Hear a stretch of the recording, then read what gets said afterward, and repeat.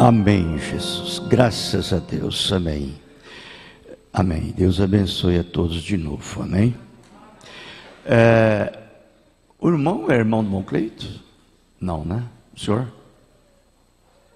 O senhor que está nos visitando? Ele está nos visitando? Ah, ele é? Seu... Ah, tá. Tá bom, Deus abençoe, né? Tudo bem. Vamos se colocar de pé, irmãos, por favor.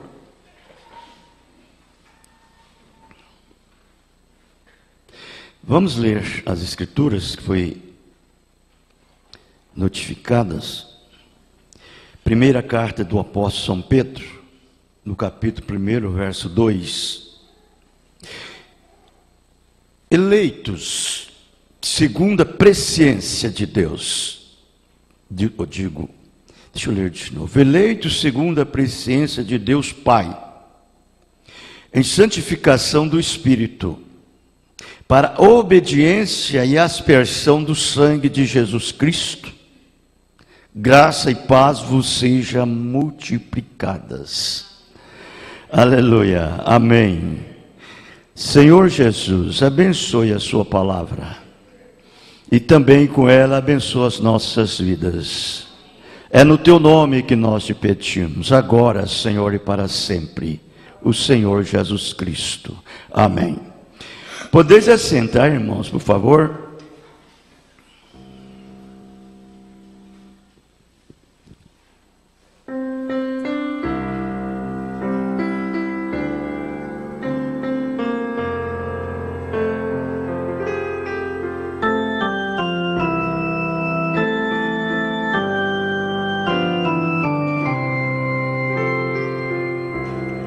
Na natureza eu vejo Deus que me criou,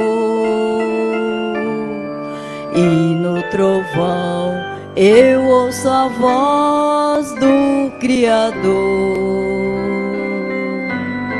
No vento sinto o grande sopro do Senhor. Na natureza vejo seus olhos que tudo vê. Tudo isso foi meu Deus quem formou. Entre 6 dias, tudo Ele criou. E a terra não tinha forma, Deus formou. Chegando o 7º dia, descansou. Quando eu olho o grande mar que Deus criou, lembro da Bíblia e das mensagens que Ele ensinou aos seus discípulos, e para mim também servir. Por isso eu sinto o grande amor de Deus por mim. Tudo isso foi meu Deus quem formou. Entre 6 dias, tudo Ele criou. E a terra não tinha forma, Deus formou. Chegando o 7º dia, descansou.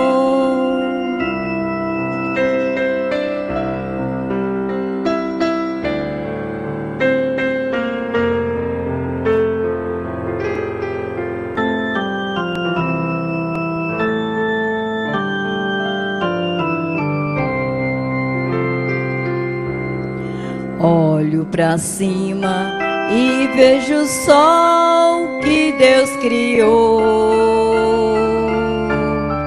Lembro de Deus ao sentir o seu calor.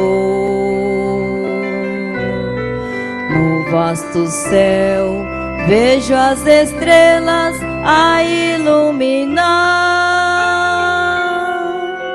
Durante o dia o céu azul a contemplar. Tudo isso foi meu Deus quem formou. Entre 6 dias tudo Ele criou. E a terra não tinha forma, Deus formou. Chegando o 7º dia, descansou. Tudo isso foi meu Deus quem formou. Entre 6 dias, tudo Ele criou. E a terra não tinha forma, Deus formou. Chegando o 7º dia, descansou. Chegando o 7º dia, descansou.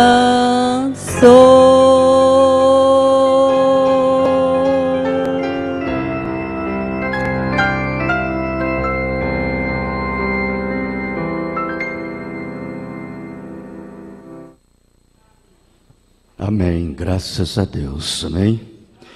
Tudo foi Deus que formou, tudo foi Deus que criou, tudo foi Deus que o fez, e o homem Ele fez por último de tudo. O homem foi feito à sua imagem e criou o homem do pó da terra, o último de todos os animais, e pôs aqui na terra. O profeta disse: Deus criou o mundo, criou a terra, e fez o homem da terra e pôs na terra. Coisa tremenda, né? Graças a Deus. Agora, essa escritura que nós lemos, irmãos, eleitos segundo a presciência de Deus Pai. Presciência é um conhecimento e uma visão antecipada, que Ele já, antes que existisse qualquer coisa, Ele já sabia. Agora, por isso que eu digo que um verdadeiro homem chamado de Deus, as suas palavras elas são direcionadas e dirigidas e ungidas por Deus. O apóstolo São Pedro aqui, esse homem ele era indulto, ele era analfabeto, ele não sabia nem mesmo assinar um recibo, ele era um pescador. Agora, veja a sabedoria que estava em Pedro. Levou Pedro a dizer estas palavras: eleito segundo a presciência. A presciência. Isso não eram as palavras de Pedro. Isto eram as palavras do Espírito Santo em Pedro. Ou seja, eram as palavras do Espírito de Jesus vivendo em Pedro, que estava falando nessa profundidade. Agora, às vezes eu fico pensando assim, se eram as palavras de Jesus, ela não é as palavras de um homem comum, de um homem natural, de um homem de conhecimento científico, teológico, ou com a sua profunda teologia. Não. Elas são palavras sobrenaturais. Você pode, com o seu conhecimento intelectual, até falar isso daqui, pregar, e fazer um sermão muito lindo, muito bonito, baseado nisso daqui. Porém, sem vida, sem unção. Você simplesmente aprendeu aquilo. E agora você está falando aquilo. Mas você não teve uma experiência direta. Porque, na verdade, quem tem que falar isto, você deve falar isto, com experiências próprias. E não de aprender isso de alguém. Você tem que ter essas experiências direto do trono divino. Para que então você tenha segurança, porque senão, amanhã ou depois, você está lá embaixo. Aquilo que você falou, caiu tudo por terra. Porque aquela ação que vive em você, não é a ação do Espírito Santo, é a ação do homem.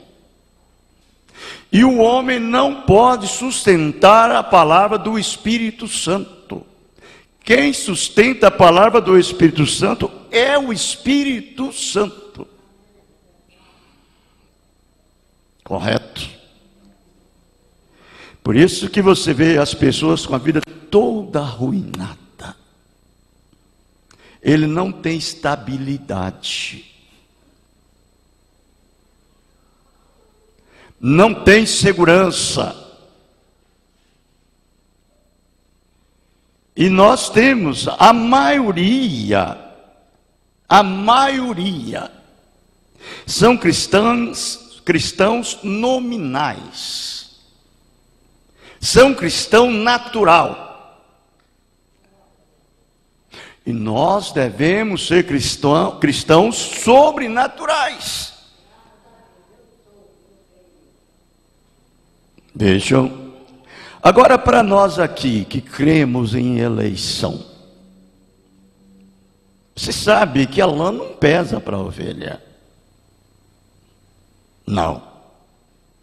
Uma ovelha está nela, carregar aquela lã. Se uma ovelha não produz lã, ela está doente.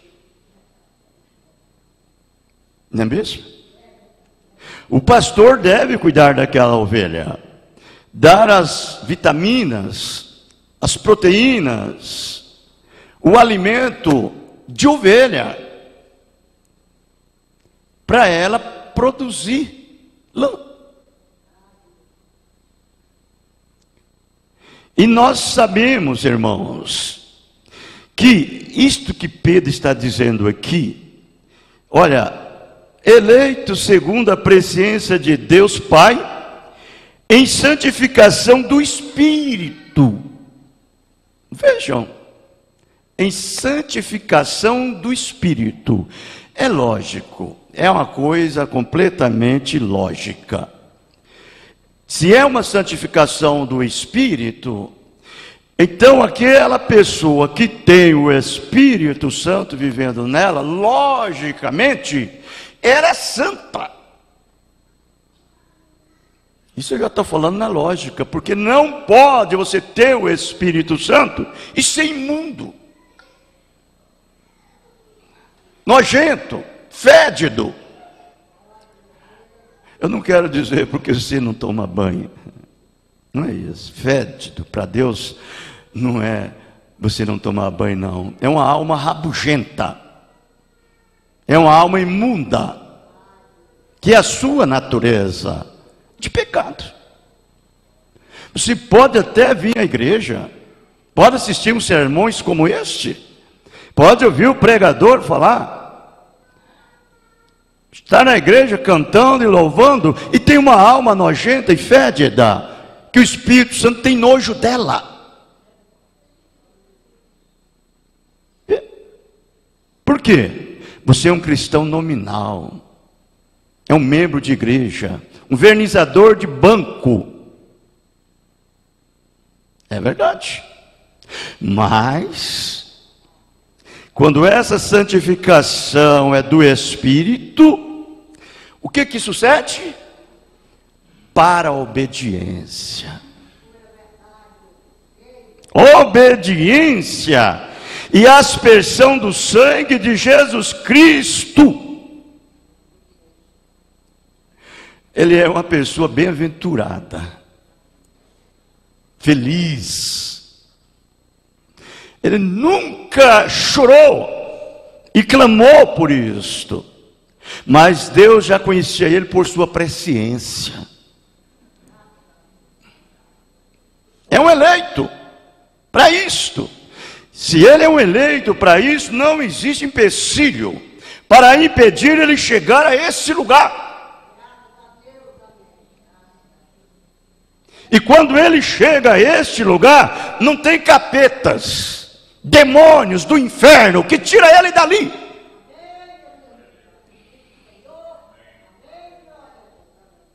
É um filho de Deus, é uma filha de Deus. Ele achou graça ante o Pai, através da sua predestinação. E por isso que ele disse: graça e paz vos sejam multiplicadas. Aleluia. Papai Deus, o filho quer ser igual a ele. Ele é apaixonado pela maneira do Pai. Ele ama o Pai. Ele gosta do Pai. Ele é um simpatizante do Pai. Ele ama aquele Pai por sangue.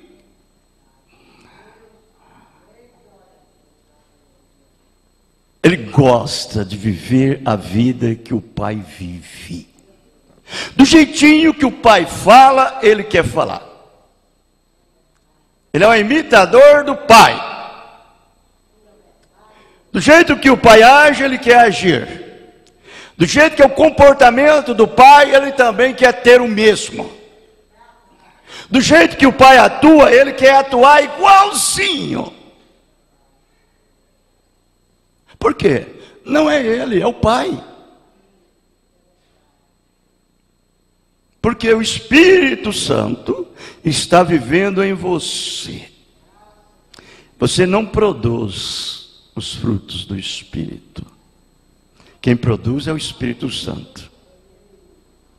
Você simplesmente flui.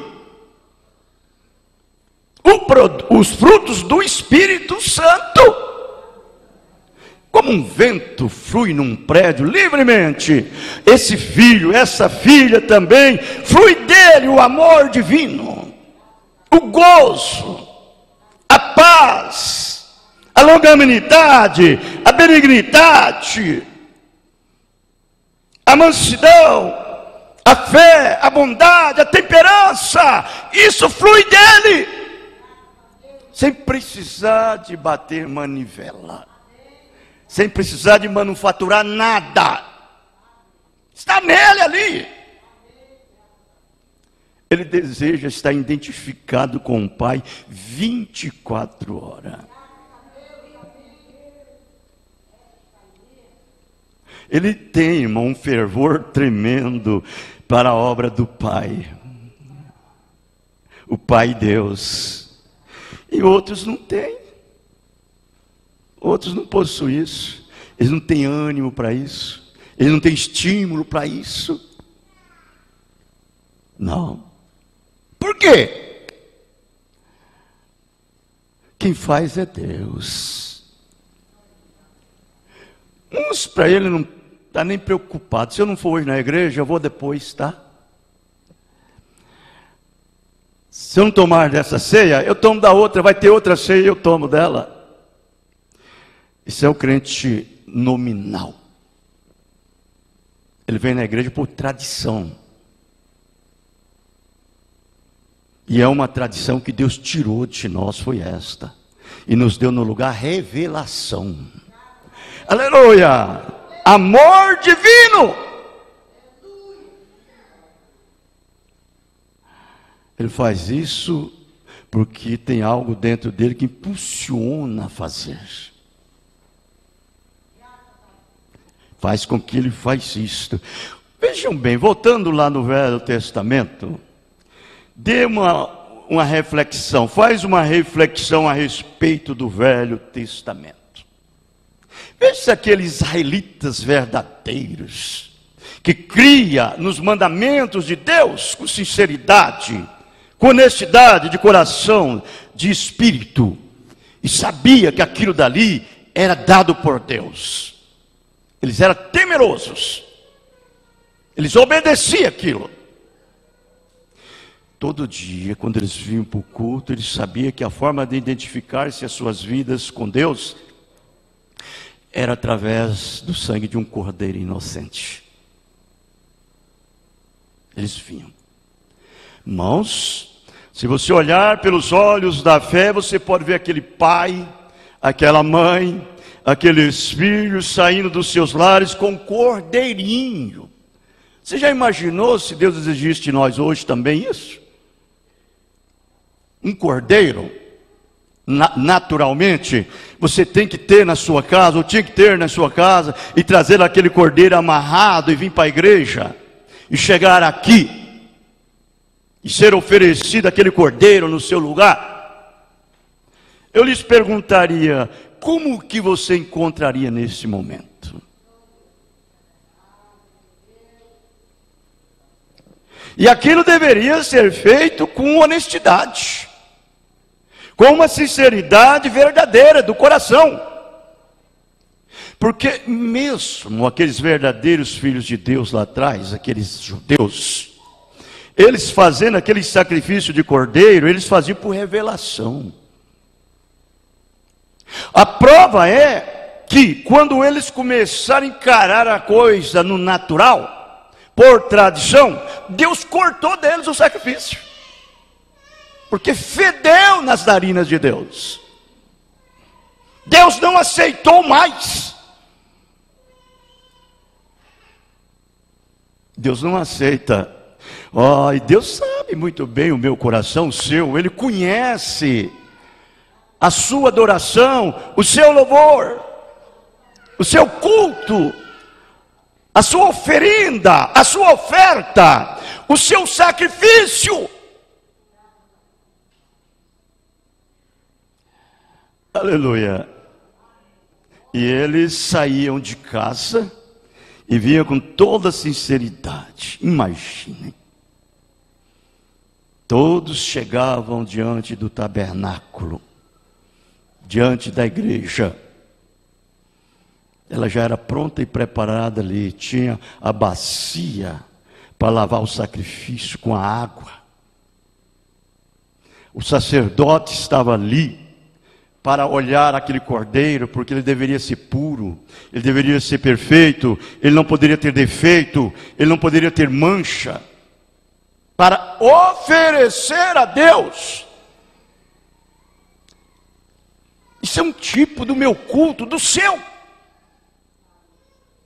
Isso aqui é uma revelação, não é uma coisa lógica, não. Isso aqui é sobrenatural.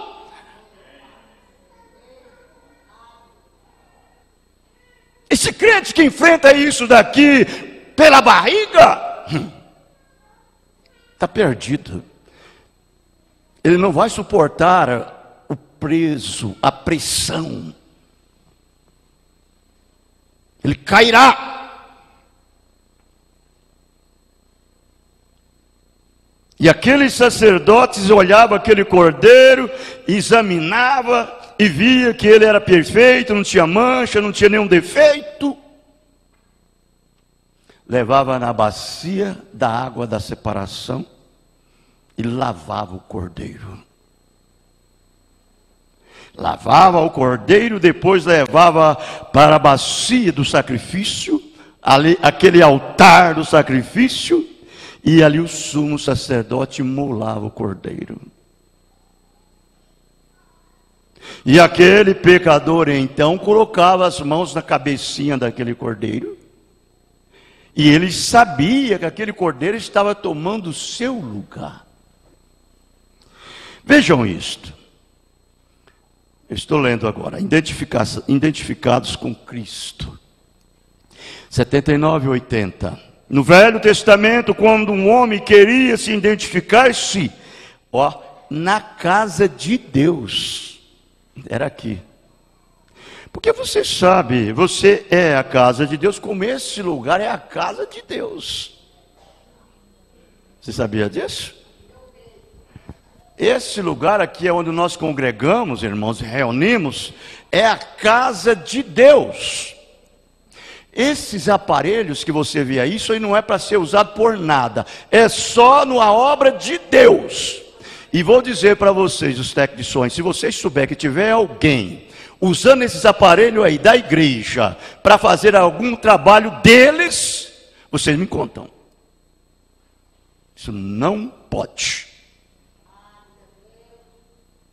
Isso é da obra de Deus. Todos os utensílios da casa de Deus é do trabalho de Deus.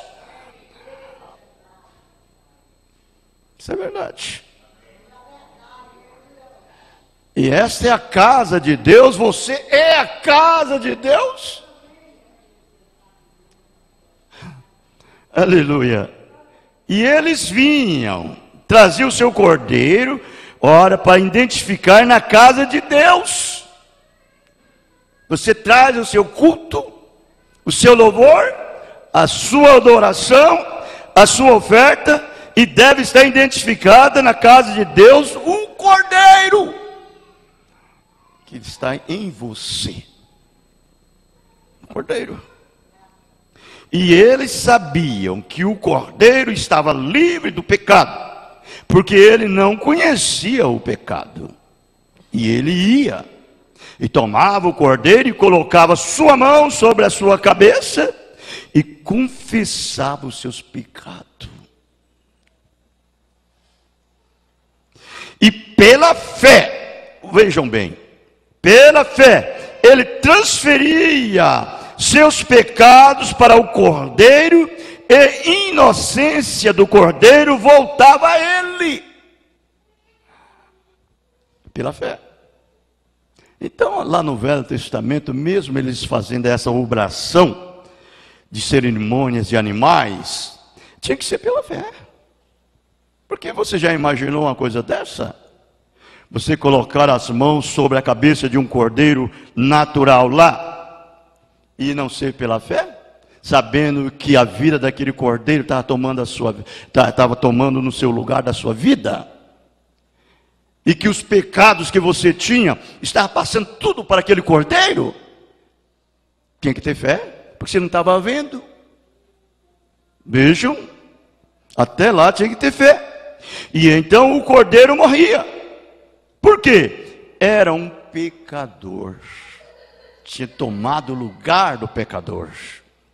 E o homem vivia através de um ato de fé, obedecendo o que Deus disse. Obediência. Nós temos que ter muito cuidado, e um critério muito grande quanto a provar e expressar e manifestar ao mundo que você é verdadeiro e não falso. Obediência. Mas o que fazia ele? Ele saía diretamente do templo com o mesmo desejo que ele tinha quando ele entrou. Porque quando aquela célula sanguínea era rompida, sendo que a vida começa em uma célula sanguínea, e quando aquela célula sanguínea era rompida, a vida do cordeiro não coincidia com a vida humana. Isso aí era a contra-oposição que eles tinham. Era exatamente isso daí. Então, quando um verdadeiro judeu daquele que fazia por revelação, ele sabia que aquele cordeiro representava Jesus. Você sabe que aqueles que creram na mensagem de João Batista e seguiram, foi os que creram em Jesus? Foi os que receberam Jesus? Foi os que aceitaram Jesus? Aqueles que não creram na mensagem de João, não creram em Jesus. Isso é verdade.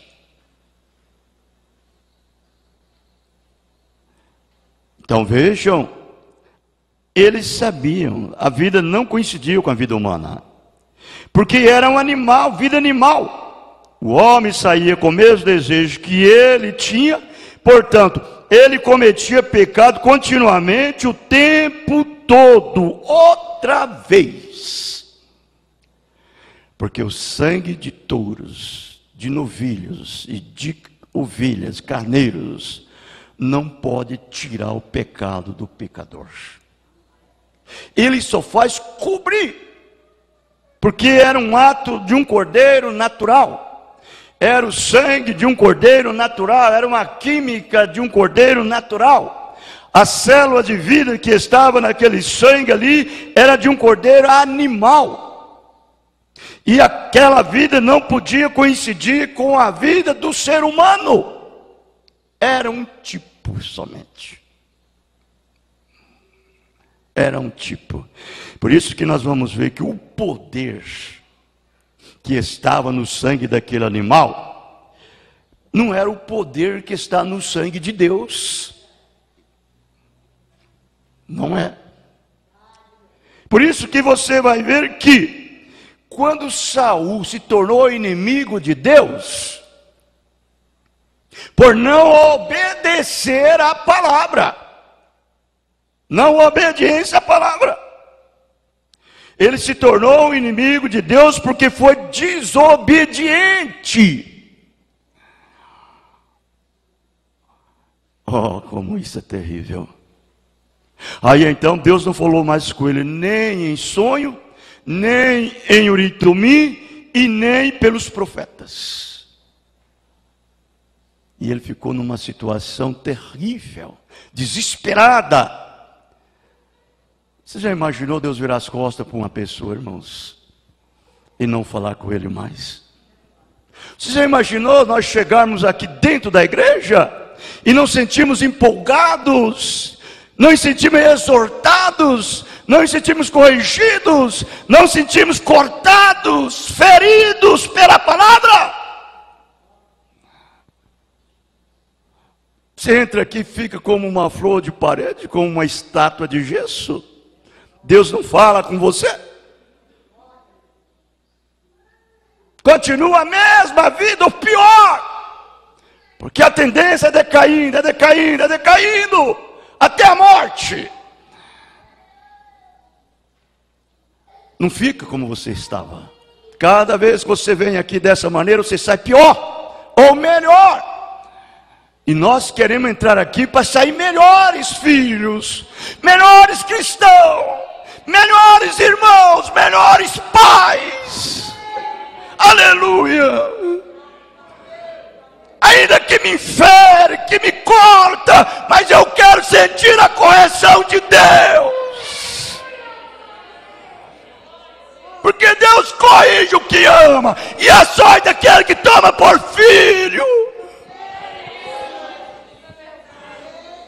Aleluia!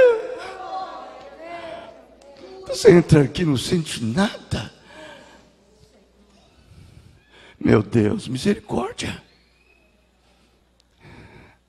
Encara uma reunião como esta naturalmente. Não precisa você falar, Deus falou comigo, Deus me corrigiu, não. A sua vida diz. O seu comportamento, a sua posição, as suas atitudes. Deus sabe. Deus sabe. E eles então, quando fizeram isso, irmãos, Davi, digo Saul, tornou inimigo de Deus. Você sabe qual foi o fim de Saul? Quando ele fez isso, ele saiu da igreja. Saiu do companheirismo. Você sabe com quem que ele foi ter companheirismo? Com a feiticeira. Uma feiticeira. Se disfarçou ali de soldado. Esse crente que disfarça de cristão. Vem para a igreja, mas a sua vida é outra, o seu comportamento é outro, as suas atitudes é outra. Nem o inimigo ele pode esconder, porque quando aquela feiticeira viu, você vai me matar, ele disse, não, eu vou te proteger. Olha como ele fez, eu vou te proteger. Uma pessoa comprometida, que compromete a palavra de Deus, ele se torna amigo do diabo. E Saul disse, eu vou te proteger. Porque ela olhou assim e falou, eu vejo Deus subir. Quando ela entrou na região dos espíritos, cruzou a região dos mortos e entrou na região dos espíritos, porque Samuel era o profeta de Deus, ele estava sob o sangue de animais. E o sangue de animais não pode te proteger. É sangue de animal. E eles estavam sob esse pacto. E ele estava esperando que o nosso Cordeiro perfeito viesse e tirasse eles dali e colocasse lá em cima.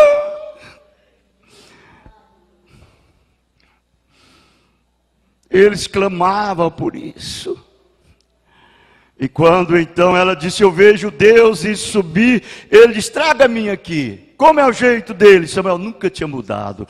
Era a mesma coisinha.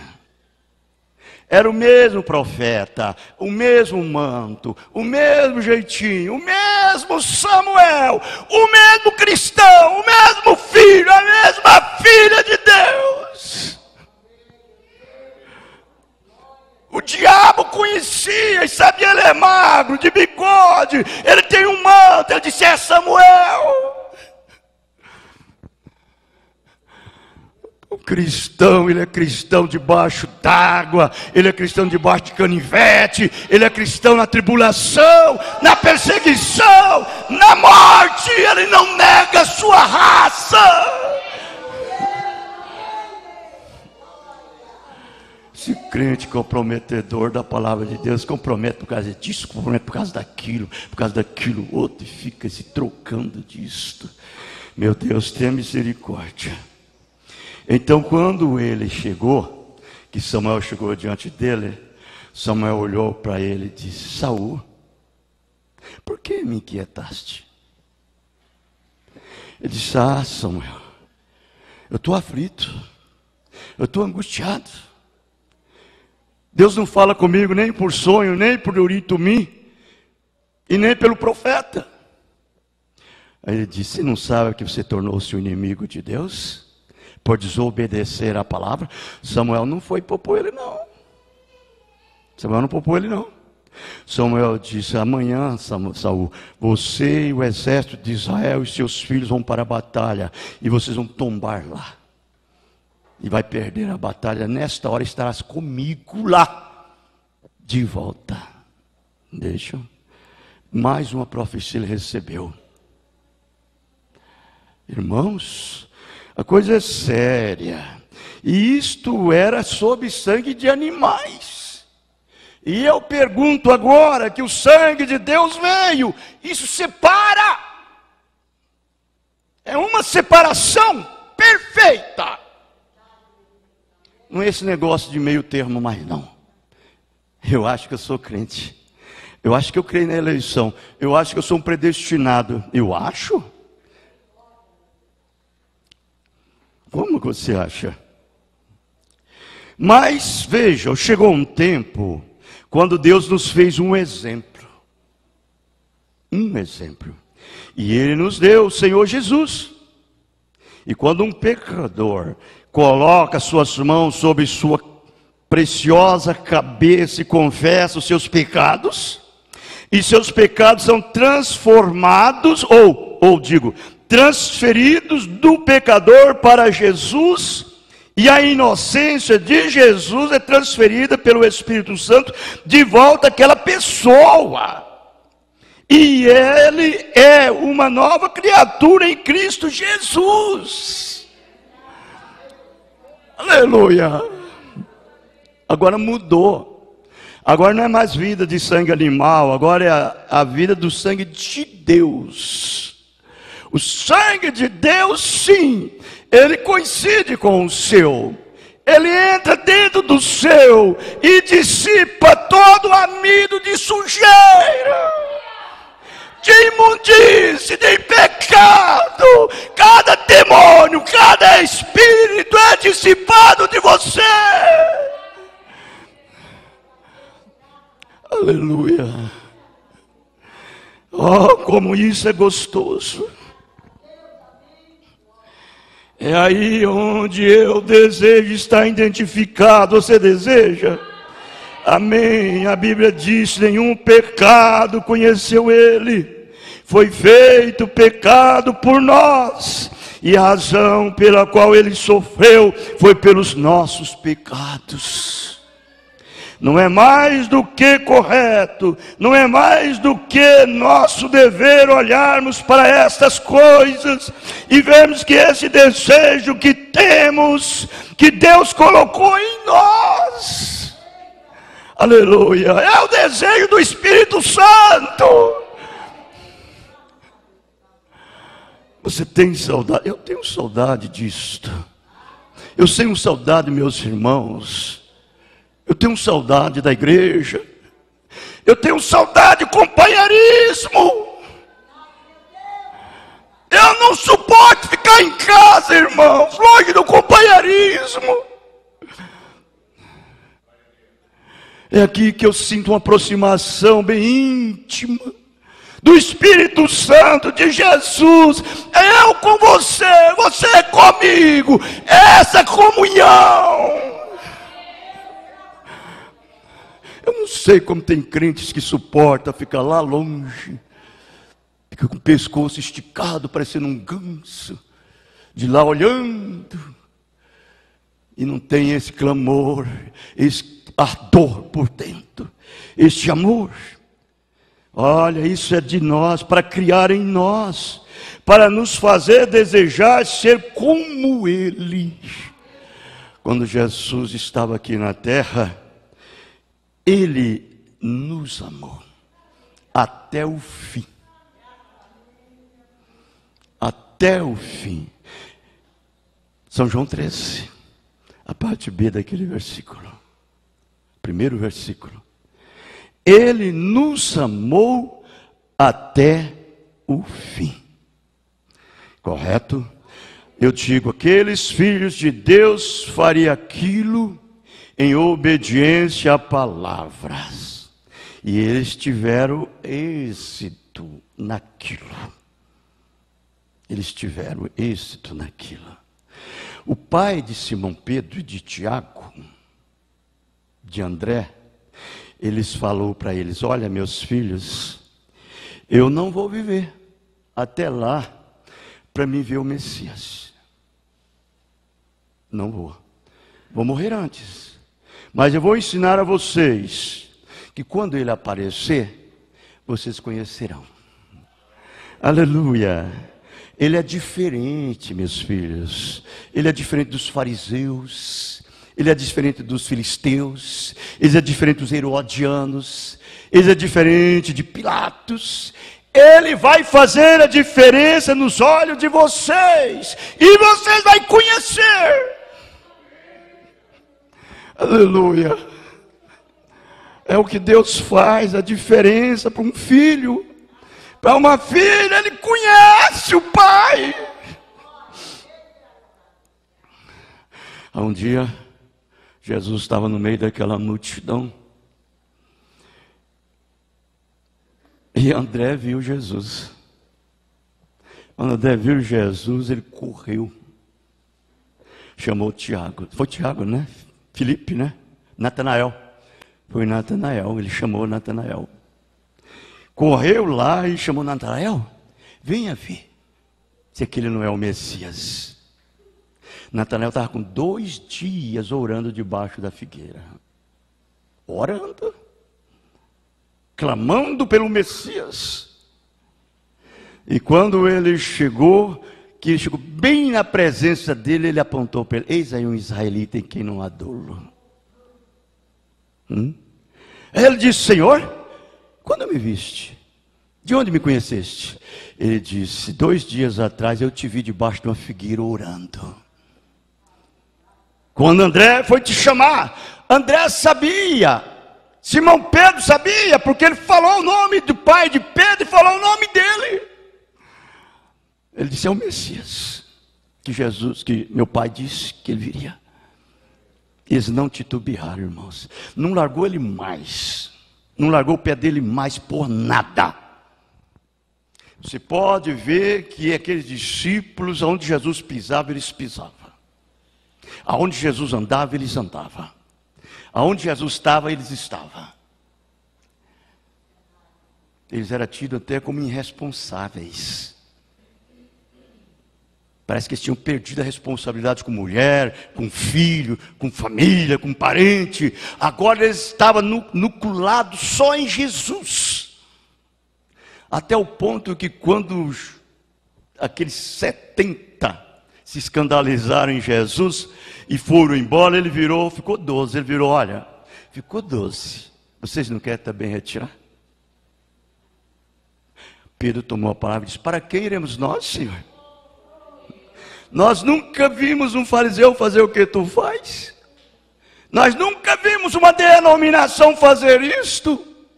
Uma religião dessa formal, transformar um homem, transformar uma mulher, fazer um filho e uma filha de Deus. Nós nunca vimos um milagre desse. Para quem iremos nós? É desse jeito, irmãos, que é o cristão verdadeiro.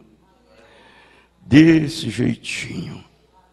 Veja como Paulo fala na sua segunda carta aos Coríntios, no capítulo 10, no verso 5 ao 6. Olha como ele disse: destruindo os conselhos e toda altivez que levanta contra o conhecimento de Deus, e levando cativo todo o entendimento à obediência de Cristo. A obediência de Cristo. E estando prontos para vingar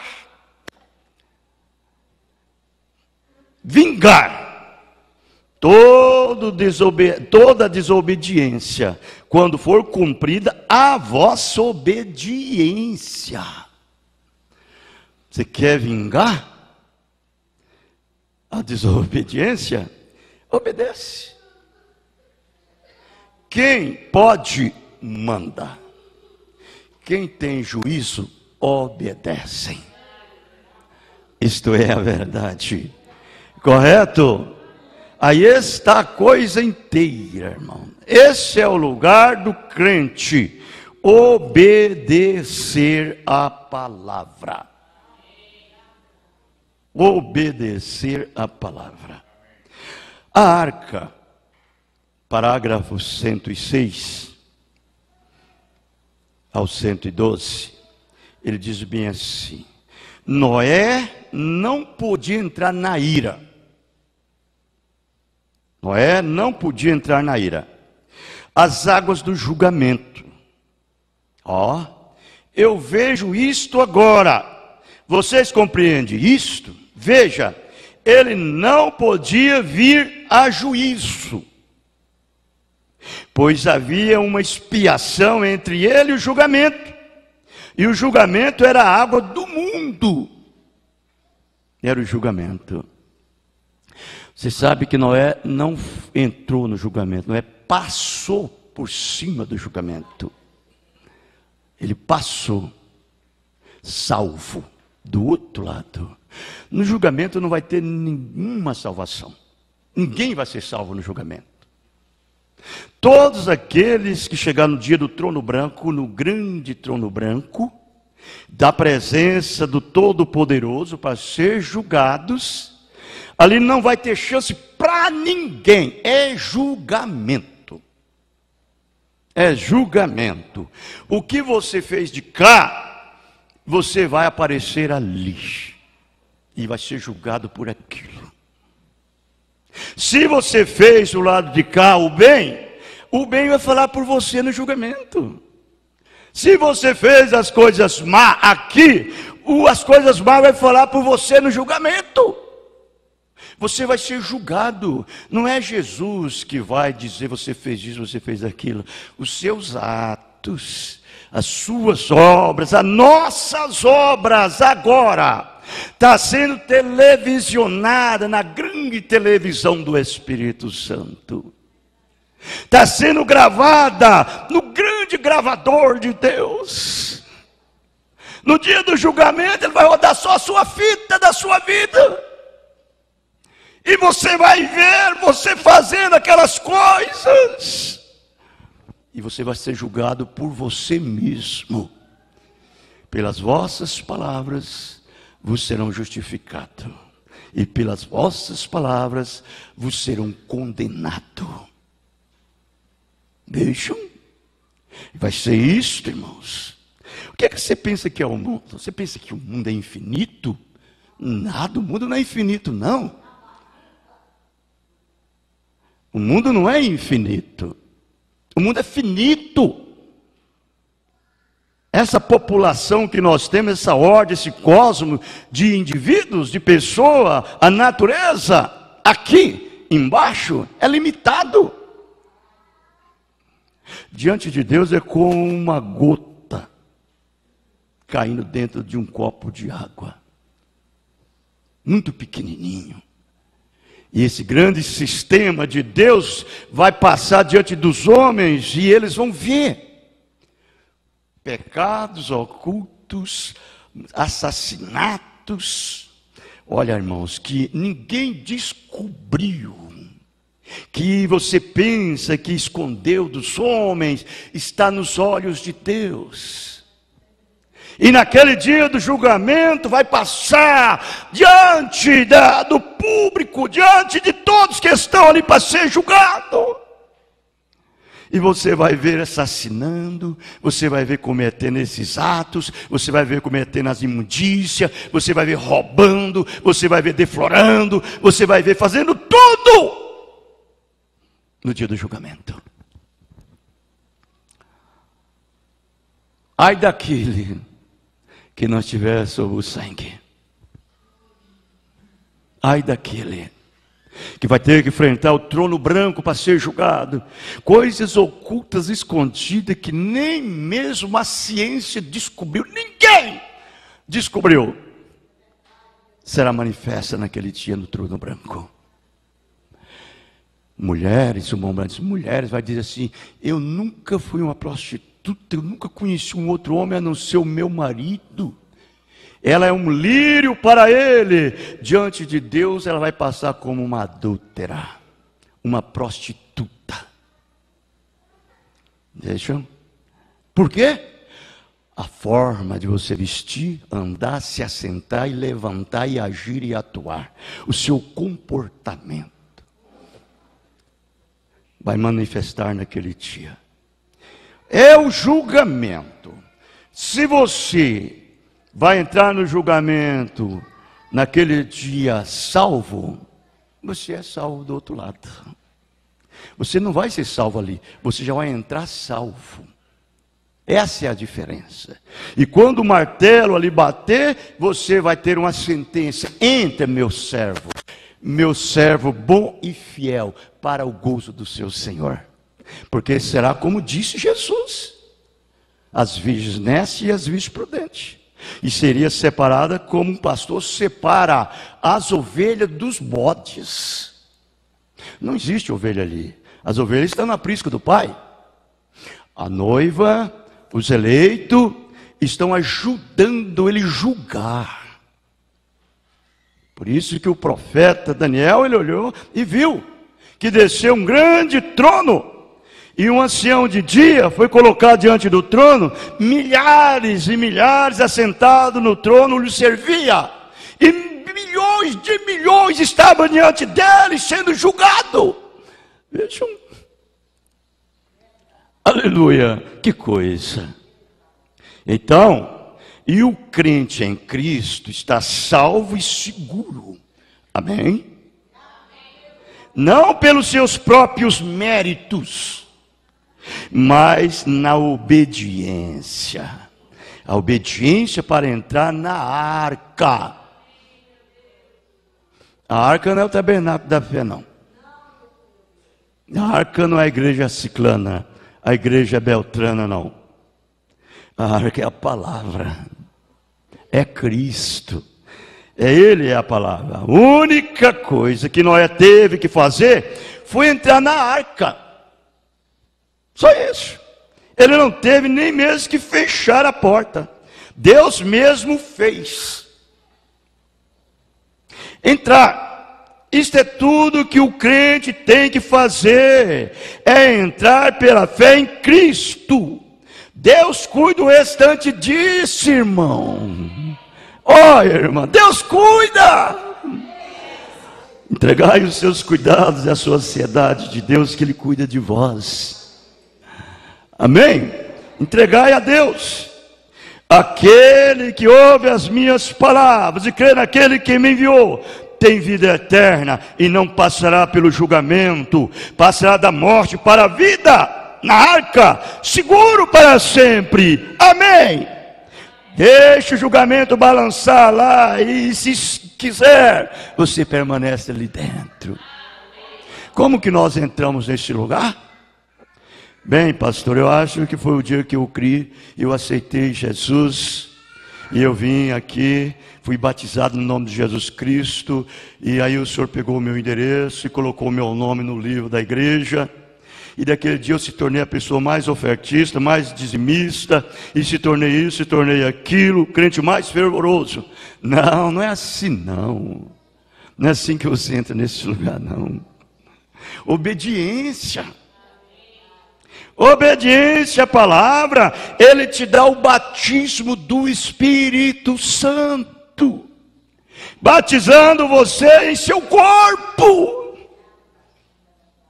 Nós entramos nele pelo batismo do Espírito Santo. E ouça, o Espírito Santo não pode morar em um coração desobediente. O Espírito Santo só mora naquele coração que obedece. Isso é verdade. Então, continuando. Ora, eu penso que às vezes a arca ia ao fim. Empinava para baixo e tudo mais. Mas Noé estava salvo. O betume se colocava entre ele e o julgamento. E hoje o sangue de Jesus Cristo, o Filho de Deus, se coloca entre nós e todo julgamento. Amém? Vendo eu o sangue, eu passarei de vós. Foi o que ele disse. Vendo eu o sangue. Então você vai observar sem nenhuma admiração, porque é uma coisa real, que quando aqueles 2 espias entrou em Jericó para destruir Jericó, para ver como estava a situação de Jericó, a condição, e ver como estava o exército de Jericó, eles estavam bem assim, ó, tremendo só em ouvir o efeito que Deus vinha fazendo através de Josué com o exército de Israel. Está morrendo de medo, eles estavam morrendo de medo de Josué. E quando os 2 espias entraram, eles nem viram. Quando eles souberam, os 2 espias já tinham ido embora há muito tempo. Ele apareceu somente para uma ex-prostituta chamada Raabe. A Raabe. Ela acolheu aqueles 2 espias na sua casa. É o que eu quero mostrar, é isso. E vejam bem, ela disse assim: vocês juram que vocês não tomam a minha alma com a alma dos ímpios? Eles disseram para ela: juramos sim, mas com uma condição. Qual é a condição? Ele disse: você amarra um cordão cor de escarlata no umbral das portas e das janelas. Amarra lá, que quando o anjo da morte vir, ele vendo o sinal, ele passará da casa e não entrará ali. A única coisa que impede a morte é o sinal. É a química, é a vida, a célula de sangue de Deus que está ali em você. Ele que veja isso. Aí ela disse: tudo bem. E eles foram embora. E ela correu depressa lá, colocou sangue lá, o cordão vermelho, cor de escarlate lá, e deixou pendurado. O vento batia, aquilo fazia assim, ó. Faz bem assim. Irmãos, nós se fosse pregar o que Josué fez ali, hein? Nós tínhamos o dia inteirinho aqui, mas eu vou tocar para frente. Vejam bem, e hoje o sangue de Jesus Cristo, o Filho de Deus, se coloca entre nós e todo julgamento, amém? Não será condenado, não entrará em julgamento, mas passou da morte para a vida, amém? Por quê? Porque Ele está na arca. Que quadro perfeito! Ele, Jesus, está na arca. Obediência. As árvores cortadas, a maneira que começaram no mundo, cortada primeiro. Isto é, cada homem que entra no mundo, nascido em pecado, formado em iniquidade, veio ao mundo falando mentira, foi cortado, está perdidos. Ia mesmo entrar no julgamento e morrer. Vejam bem, era o estado que nós estávamos.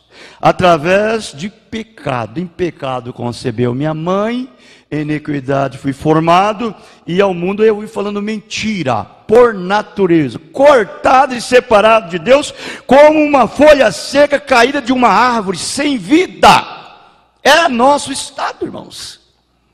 Vejam, aniquilado, pouco amável, pecaminoso, longe de Deus, alienado, sem esperança, sem Cristo, morre e vai para a sepultura de um pecador, pronto para o julgamento. Era a situação. Meu Deus, eu não sei como tem pessoas que têm coragem de dar as costas para essa graça tão tremenda. Tão tremenda. Eu corria logo, irmão, ainda que eu tivesse amarrotado, caído, arruinado, lá no buraco, e ouvisse essa verdade, eu vinha correndo depressa. E clamava com lágrimas, com desespero, e dizia: Pai, ainda misericórdia para mim. Ainda há, Pai, graça para mim. Ainda há salvação para mim. Eu viria de todas as maneiras, ainda que eu chegasse assim: eu quero ser um capacho, Pai, não um capacho do mundo, eu quero ser um capacho em teus pés, um capacho de Deus. Como disse Davi: eu prefiro morar debaixo de tenda e ser do meu Deus do que morar lá nos palácios dos reis. Desse jeito, isso é graça. E eu ficar com medo disso, irmão? De jeito nenhum. Jamais eu faria uma coisa dessa. Eu teria que ter vergonha de pecar. Eu teria que ter vergonha de errar. Eu teria que ter vergonha de fazer as coisas que envergonham o meu Deus. É isso que eu devo ter vergonha.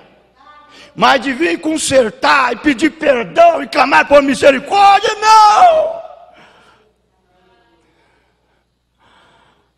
Ainda que me tenham eles como sem vergonha, mas eu quero ser um sem vergonha de Deus.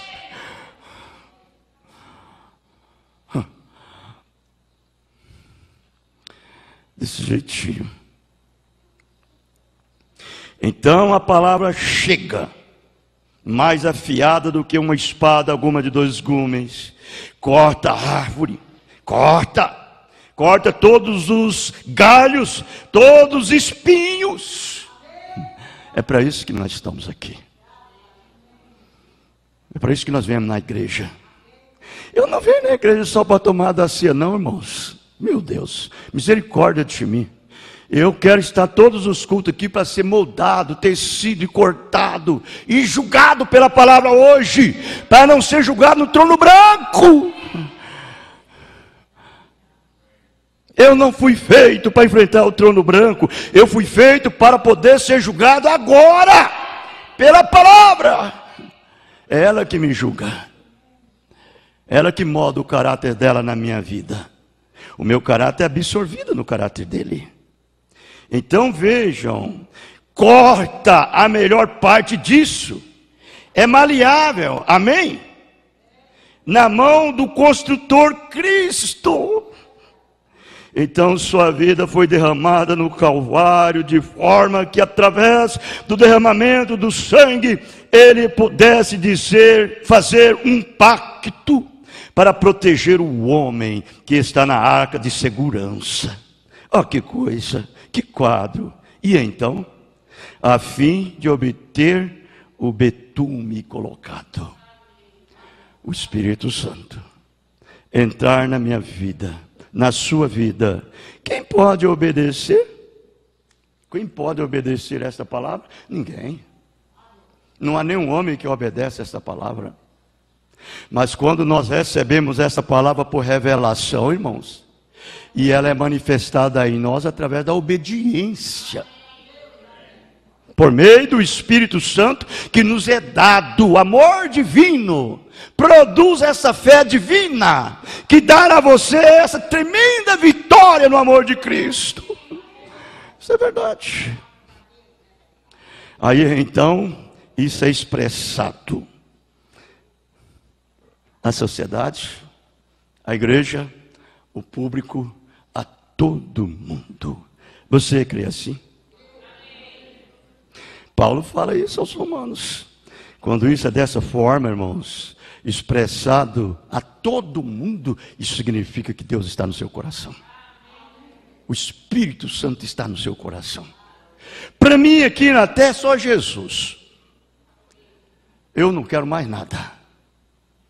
Meus dias já estão saindo velozmente. Estão passando como o vento. Você entendeu? Ai de mim, não é só o meu não, o seu também. Você nem sabe se você vai deixar esse edifício em vida.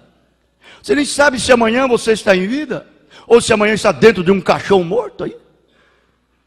A nossa vida aqui é imprevisto. É verdade. Eu lhe pergunto, e aonde você vai passar a sua eternidade?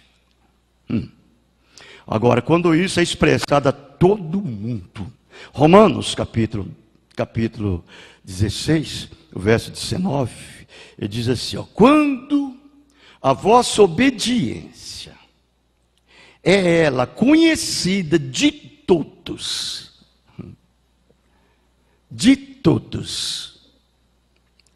comprazo-me, pois, em vós. Você pensa que isso era Paulo falando? Paulo havia acabado de receber Jesus em sua vida. Ele teve aquela experiência da coluna de fogo. Encontrou com ele no caminho de Damasco, era Cristo, era Jesus. E ele disse, Senhor, quem és tu? Ele disse, eu sou Jesus, Saulo, a quem tu persegues. Duras coisas, Saulo, é recalcitrar contra os aguilhões da morte. Ele não estava perseguindo literalmente o Jesus, ele estava perseguindo a igreja. Jesus estava naquela igreja. Jesus está na sua igreja. Ele está aqui, na vida de homens e mulheres decididos a obedecer a Ele. Não na vida desse crente duvidoso, crente nominal, crente fronteirista. Não. Quando a vossa obediência é ela conhecida de todos, comprazo-me, pois, em vós, e quero que sejais sábios no bem, mas simples no mal. Aleluia. O Espírito Santo, eu gosto disso. A grandeza do Espírito Santo está na humildade. Ele é grande demais. Ele é grande, ele é grande, ele é grande, ele é infinito. E ele é tão grande que ele está numa florzinha. Ele está numa pequena sementinha. Ele está numa folha de capim. Ele é tão grande, no entanto, ele diminuiu, que confinou no coração de um bebê a plenitude dele. Ele é tão grande, irmão, que cabe dentro do seu coração. Amém? Dentro do seu coração, irmão. Quando ele entra ali, o seu coração delata. Delata pelo amor divino. Oh, como você ama obedecer, não é verdade? Deus é que leva você a essa obediência. Não é você. É Ele que te leva a essa obediência. Ele é o seu tudo. Seu tudo na vida. Essa mensagem, o sinal, eu vou encerrar com essa mensagem. Eu quero ser rápido com ela. Essa mensagem, o sinal. Parágrafo 340 ao 347. Ele diz assim, ó: plena e completa obediência faz de você a palavra faz de você e a palavra é uma unidade. Por isso você não tem dificuldade. Eu disse, a ovelha, a lã não pesa para ela. Vocês já lembram? O cristão verdadeiro, nascido de novo do Espírito Santo, obedecer a palavra não pesa para ele. Não é ele que obedece, é Deus que obedece através dele. Você crê nela em cada pedacinho.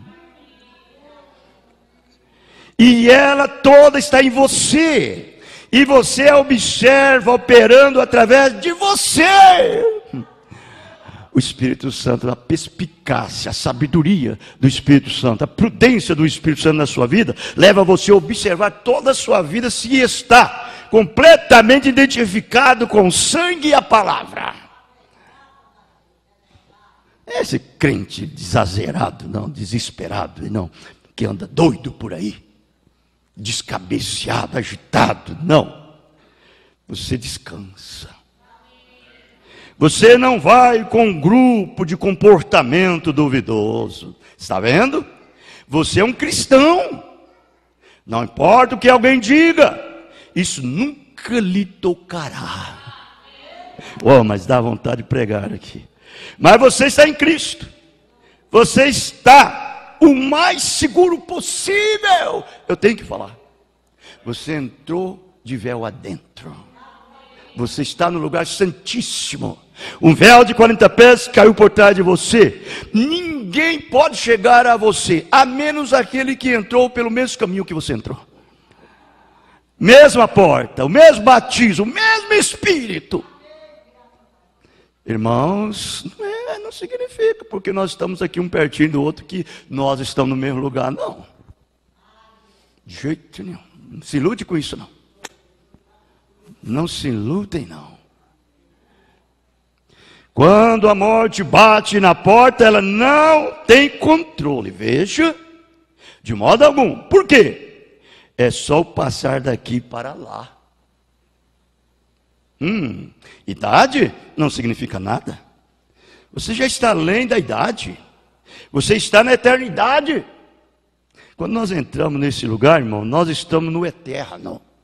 Você sai do tempo e entra para a eternidade. Vida eterna. É um outro mundo. É um outro mundo. Jesus disse, eu não sou deste mundo, por isso o mundo me aborrece. E vós que estás em mim, ele disse isso, e o mundo vos aborrece também, porque vós não estáis no mundo. Pai, ele disse para ele, Pai, guarde-os do mundo, porque eles não são do mundo, assim como eu não sou do mundo. Amém. Porque você está nele. Ele é eterno. Não significa nada. Queira você seja jovem, velho, meia idade, ou seja o que você for, bonito, feio, baixo, gordo, ou o que for. Não importa coisa alguma. Não importa. Você não vai por aí a todas as outras coisas. Você já passou disso. Você está morto. Sua vida está escondida em Deus através de Cristo. Você está selado aí pelo Espírito Santo, caminhando em Cristo. O único objetivo que você vê é Cristo. Isso é tudo. Essa é a única coisa. Você caminha, mas que coisa, não é de se admirar. Que coisa. Há um hino: enche cada dia meu caminho de amor, enquanto eu caminho cada dia com a pomba celestial. Permite-me seguir todo o tempo com um hino e um sorriso, enche meu coração. Deixa-me ser o meu irmão, deixa eu ser um irmão, deixa-me viver um exemplo do que Cristo disse que um homem deveria ser. Deixa-me ser um irmão a um irmão, um irmão a uma irmã. Deixa-me ser um ministro aos ministros. Deixa-me ser um exemplo dos exemplos. Deixa-me mostrar ao mundo que esta palavra é Cristo. A única maneira de eu poder fazer isso é entrar nele, porque eu não posso fazê-lo eu mesmo, você não pode fazê-lo, porém, deixe que a palavra e você tornem-se um, e então ela mesma se manifesta. Você é uma epístola viva de Jesus Cristo. Quando Ele tiver controle completo, controle de você, para fazer cada palavra viver. Se Ele vem desta maneira, eu desejo fazer isto. E você diz: não, eu não creio nisso. Veja, você ainda não está na palavra. Vê? Completa, agora observem. Completa, agora, obediência completa. Toda a palavra de Deus nos dá direito do sinal. E então, quando nós chegamos e oramos, nós devemos ter o sinal para apresentar com a nossa oração. Pedro gritou naquele dia, depois do Espírito Santo ter tomado ele. O Espírito Santo falando na boca de Pedro: nós somos testemunhas, nós e o Espírito Santo que Deus deu para aqueles que lhe obedecem. Aleluia. Deus nos abençoe, no nome do Senhor Jesus Cristo. Amém. Nós vamos cantar um hino e nós oremos e encerramos.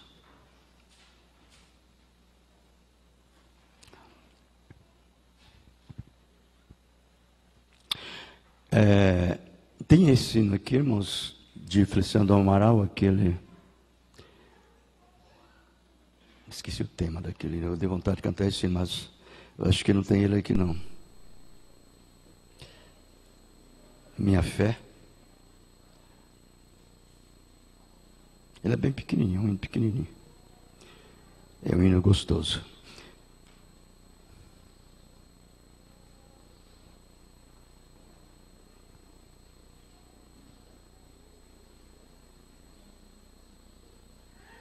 Nós vamos cantar então outro hino.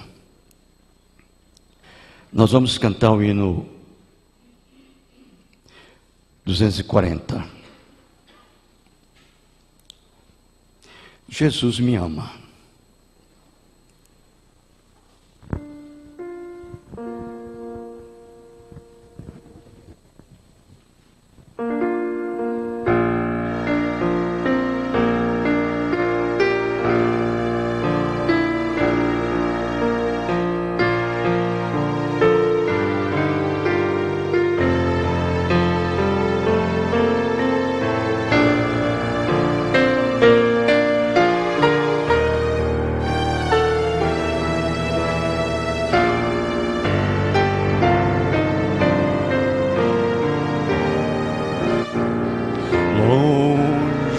Do Senhor andava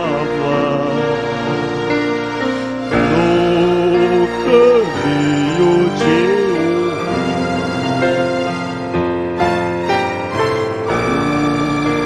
Jesus não perguntava,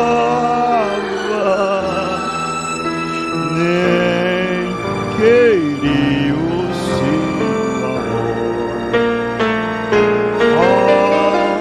porque Jesus me ama.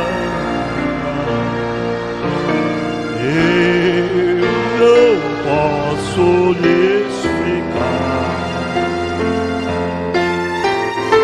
mas a ti também te chama, pois deseja te falar. O juízo não pensar, nem na minha perdição, nem minha alma desejava a eterna salvação.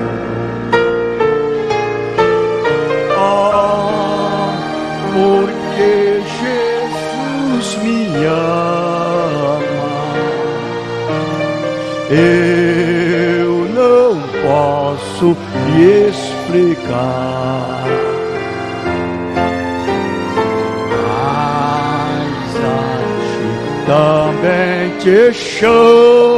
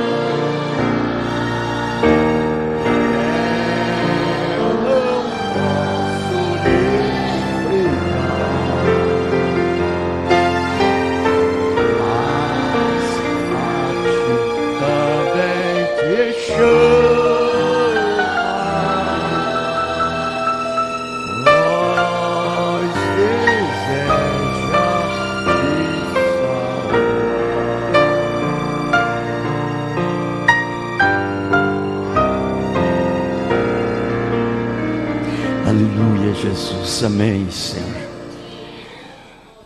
O Espírito Santo no homem faz tudo o contrário que você faz. O Espírito Santo numa mulher faz tudo o contrário que você faz. Se deseja esse afeto, filho, amor sanguíneo, ele tira de você, coloca a você o amor divino. Isto é a verdade. Faz você ficar parado no seu lugar, sossegado. Sossegado. Isto é a verdade. Eu detesto lambança. Tenho o maior pavor. Eu aborreço isso. Isto é verdade.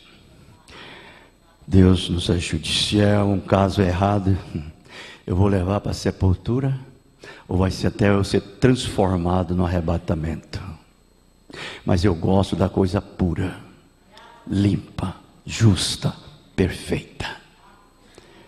Isto é a verdade. É a palavra. Para mim é o primeiro lugar. As outras coisas Ele acrescenta na minha vida. Esse crente morno, crente frio, crente nominal, que fica agarrado nessas imundícias, Deus tenha misericórdia dele, dá-lhe uma sacudida nele, até posicionar ele no seu lugar. E ele sacode mesmo. Se você é um filho, ele sacode. Você vai pagar na carne, mas você chega. Deus abençoe a todos nós. Que o sangue de Jesus Cristo esteja sobre nós. E a sua luz da sua face possa iluminar o nosso caminho. E a sua misericórdia possa gotejar na nossa alma. No nome de Jesus Cristo. Senhor, leva-nos em paz. Nos guarda, nos protege de todos os males. Agora e para sempre. Amém. Deus os abençoe.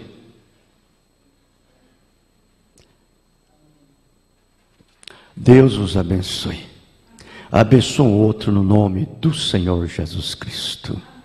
Amém.